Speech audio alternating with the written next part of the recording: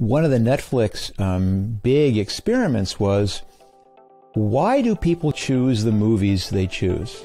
Hi, I'm Marc Randolph, co-founder of Netflix and 6 other companies. Over the years, I've heard that will never work thousands of times, but I've learned there are things we all can do to increase the chances that they will. So join me for That Will Never Work. If I hear this right, one of the things you're asking is, how do I get my entire organization to really drink the Kool-Aid here, to really respect what data can do for our business, in a business which I seem to believe is very much this sense of, I'm an artist. Exactly. I have an intuition about what would look good in this space. What role is there for data in something as subjective as taste? Exactly. Do I have this right? Exactly. How do we, instill a culture where data isn't seen as something that takes away the creativity or inhibits, what they can do for our client, but instead really empowers them to come up with the best solutions and the best end design. So let's talk about this for a second, because I certainly do have a lot of opinions about this. The first is that data in and of itself is incredibly confusing. And you have to pair that with the intelligence to say, how am I using the data to actually drive real decision-making in an effective way? And we bumped into that just 5 or 10 minutes ago when I was asking those questions about the couches. You certainly can measure absolutely that, wow, pairing these chairs with this non-brand sectional is selling the branded sectional. Well, that is conclusive data. It's true.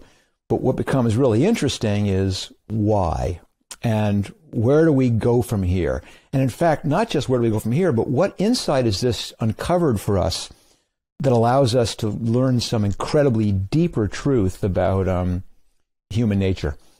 And what I love about applying data to taste is I believe it's completely possible, and that you should be prepared to surrender yourself to the data. And I know that sounds like a dehumanist, but you have to remember a couple things. One is that I've been in the data world for 40 years.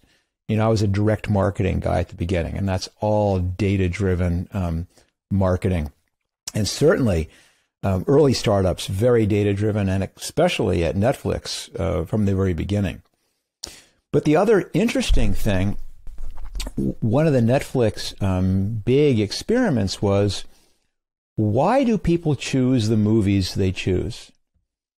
And do they choose well? And our conclusion was, no, they don't choose well. They're choosing based on these strange things, senses of what I might want, or what haven't I seen before, or what can I find? And I think part of the big Netflix experiment was really saying, can we predict whether you're going to like a movie and you'll come to trust us? And of course, tens of millions of dollars and infinite hours later, I think the answer is yes, that Netflix has become extremely good at being able to guess in advance what movie you're going to like, even if you have never even heard of that movie before, to the point that people trust us. And so I say that to establish I am on your side. I believe that the data can probably predict extremely accurate what furniture you are going to be delighted with, even if you think you have a strong belief of A, this will look good in my house, and B, I will love it afterwards when it's paired with as yet to be determined art, furnishings, floor coverings, paint colors, etc. There's all these factors that are going into whether something looks good. So I'm a believer. I don't think we've totally nailed it yet, but I know it can be there. But I also know, as I said before, that collecting data raises all these questions. And the real tricky thing is to build this framework so that you're using the data in these appropriate ways.